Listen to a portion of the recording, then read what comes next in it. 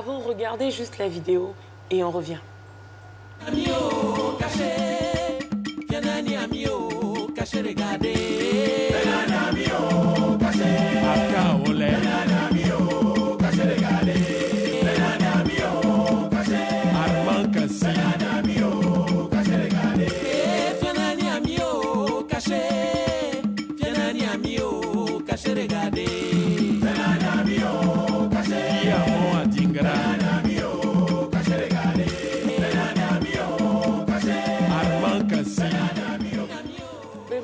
Ça va au-delà de la curiosité. Oui, ça va au-delà de la curiosité. Qui s'est pas reconnu dans cette vidéo?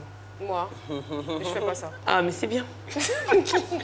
Donc, il faut dire que les enfants ont surtout tendance à vouloir écouter aux portes. Déjà, c'est... pas les enfants, les grandes personnes. Non, mais ça commence chez les enfants d'abord. Non, ça commence d'abord... Ah bon, hein? Oui, ce que les époux se disent. Ça commence d'abord chez les enfants et c'est un acte qu'il faut corriger. Parce qu'après, ça découle vers une maladie qu'on appelle le voyeurisme. Mais voilà. Ça, souvent, il y a un coton dans l'oreille des enfants, souvent. En voulant trop écouter, quand tu entends certaines choses, mais ça... Non, Philo, pardon. Donc, parce que c'est psychologique. Attends, vous êtes sérieux? Il est très sérieux. Oui, mais je sais pas, parce que finalement, les enfants... Je pense que moi-même, je suis en danger. Étant assis ici, je suis en danger, mais bon, c'est pas bien grave. Donc, il faut inculquer ces valeurs-là aux enfants. Il faut demander aux enfants de pas écouter aux portes. Généralement, instinctivement, les enfants ont tendance à vouloir utiliser un élément pour manipuler les parents ou le grand frère.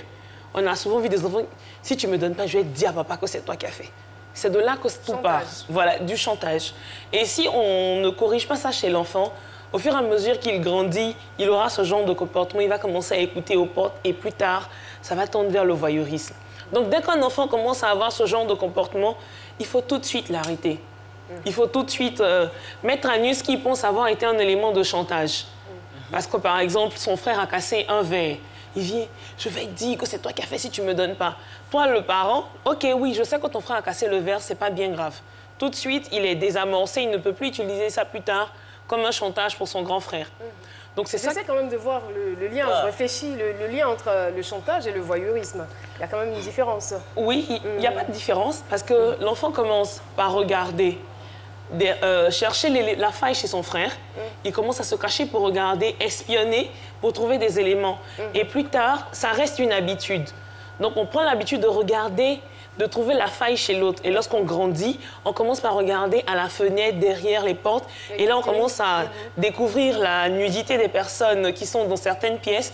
Et la sexualité se développant, on commence à prendre plaisir à le faire. Et c'est ce qu'on appelle le voyeurisme. Les parents, maintenant, leur rôle, c'est quoi? C'est de faire quoi? Les parents, dès maintenant, c'est de corriger les enfants. C'est d'amener les enfants... L'enfant, il fait ça déjà. Comment je sais pas. Et je veux dire que ce n'est pas au vu de tout le monde qui le fait. Déjà... C'est pas au vu de tout le monde, mais déjà dans les échanges avec le frère, avec la sœur, ou dans l'attitude de l'enfant, on a tendance à savoir qu'il commence à vouloir vous manipuler ou à vouloir utiliser un élément. Par exemple, il peut dire là, c'est bon, excusez-moi, à la fille de maison, je vais dire à maman, si tu ne me donnes pas, je vais dire à maman, si tu ne fais pas ça, je vais dire à papa. Les parents aussi n'ont qu'à faire moins de bruit quand ils sont dans la maison aussi. Souvent, non, mais Philo. Il y a des parents quand ils sont dedans, tout le monde c'est là. Non, mais Philo, c'est pas une raison pour l'enfant d'aller écouter aux portes. Mais déjà, je pense auparavant, il faut pouvoir discuter avec l'enfant, il faut qu'il sache faire la part des choses, c'est-à-dire ne pas... Il y a de grandes personnes qui, quand elles discutent, se disent que l'enfant est là, il est peut-être innocent, ou il n'arrive pas à saisir. C'est-à-dire que dès que vous voulez engager, on va dire, une conversation de grandes personnes, il faut absolument que l'enfant soit tenu à l'écart, très très loin. Et déjà, il faut prendre la peine aussi de lui dire qu'il n'a pas le droit d'écouter aux portes, il n'a pas le droit d'écouter les conversations des grands, il n'a pas le droit d'être là où il ne faut pas.